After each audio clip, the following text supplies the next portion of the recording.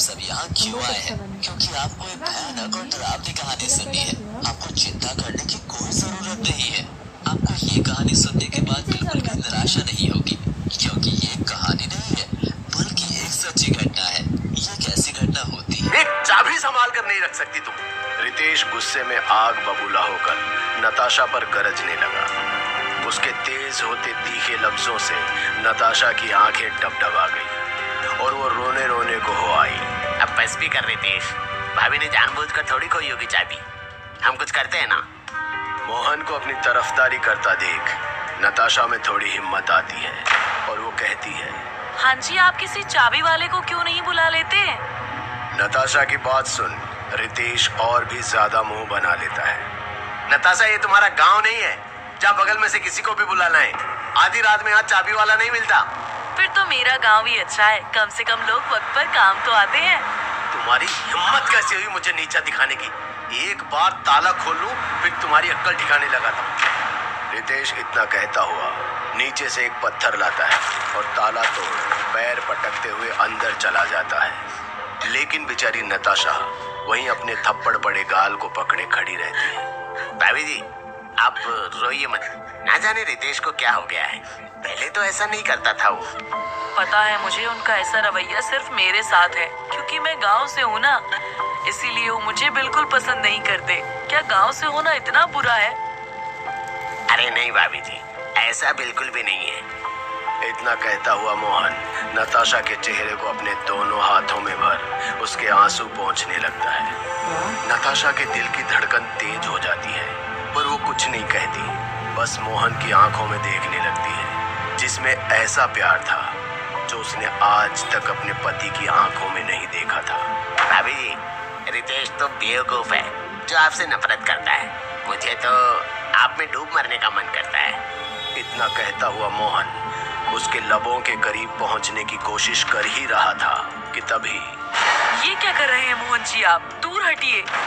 नताशा मोहन को खुद से दूर करते हुए सीधे अंदर की ओर भाग जाती है। अगली सुबह मोबाइल के एक नोटिफिकेशन से रितेश की नींद टूटती है।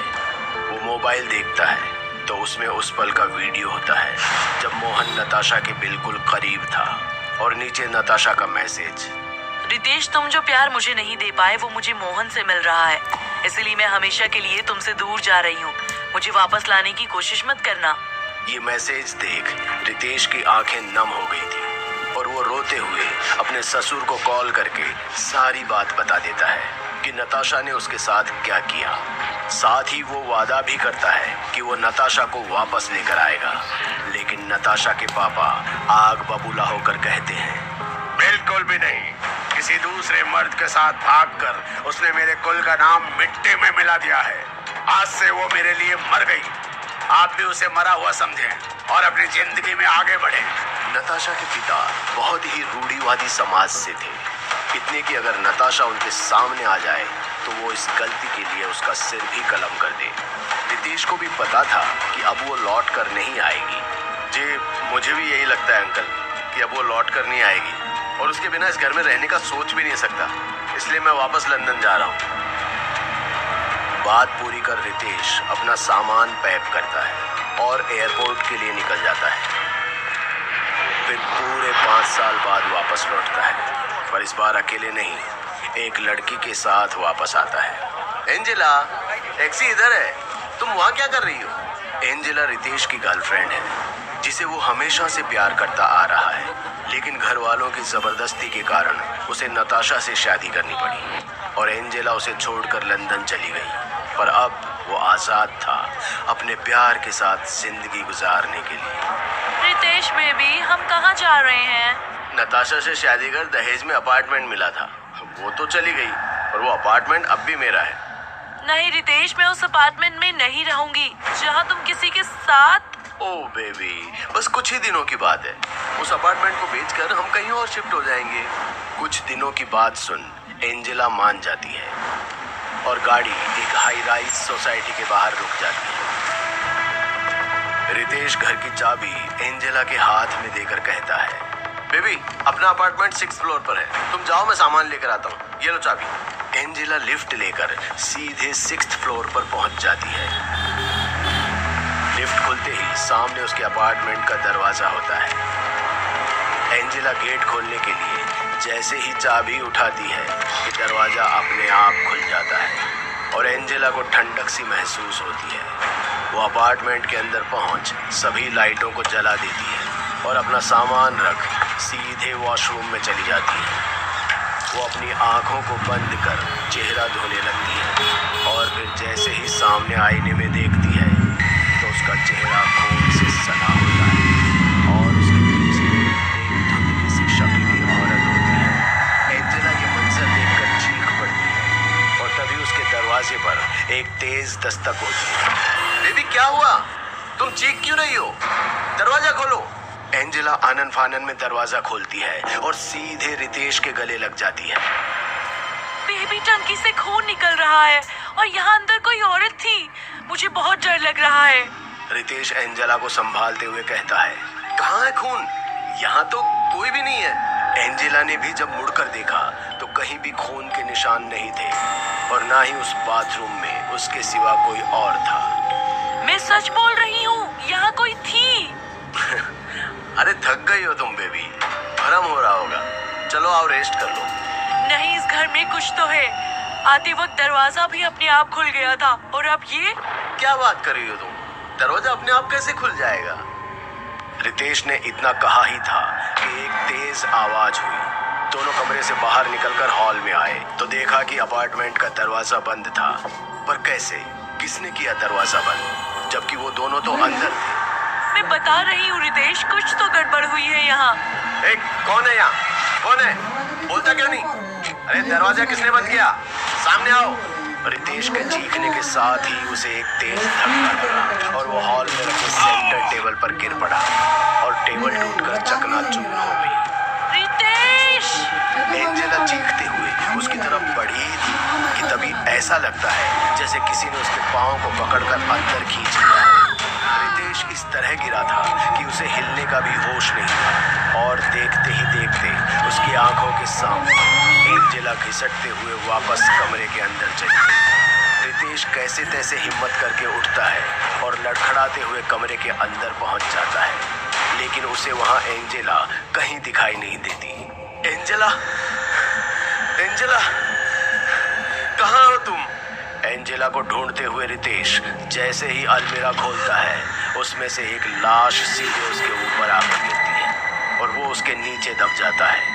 लाश को जब वो खुद के ऊपर से उठाता है तो चीख पड़ता है, मोहन!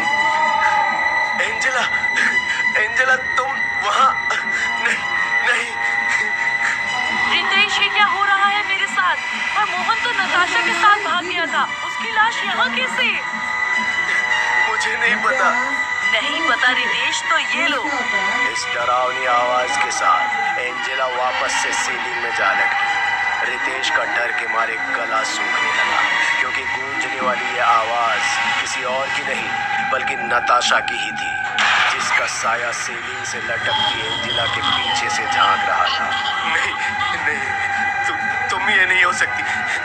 तुम कैसे हो सकती हो? मैंने तो तुम्हें क्या रितेश? बोलो या तुम्हारी एंजेला को खत्म कर दूं। नहीं नताशा, प्लीज उसे कुछ मत करना। मैं तुम्हारे हाथ जोड़ता हूँ, प्लीज।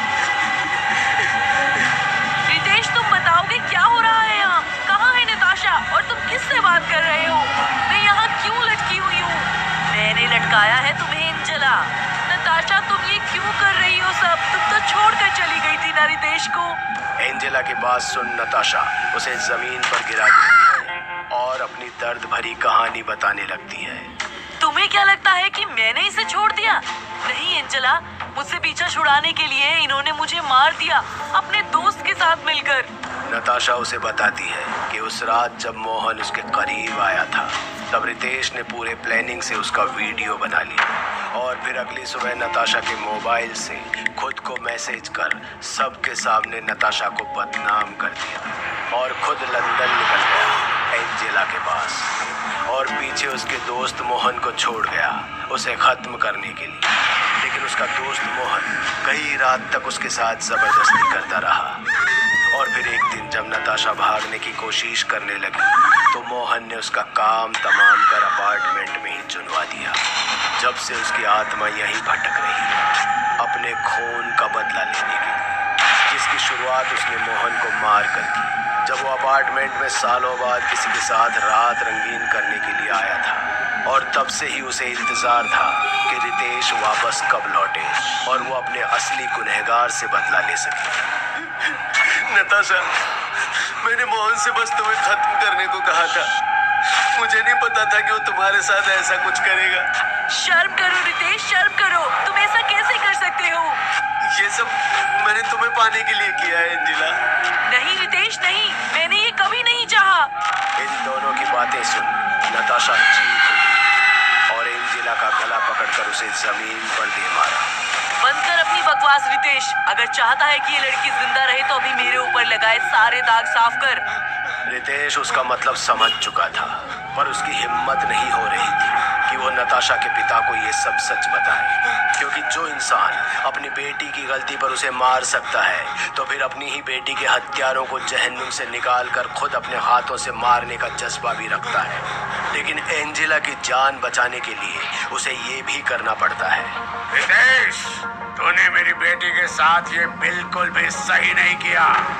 मैं तुझे गोलियों से छलनी कर दूंगा, तू बस देखता रह।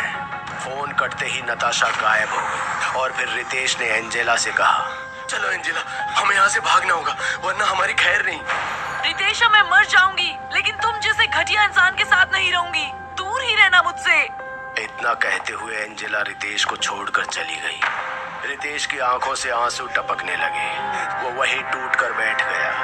फिर कुछ देर बाद उसे याद आया कि उसे यहाँ से निकल जाना चाहिए।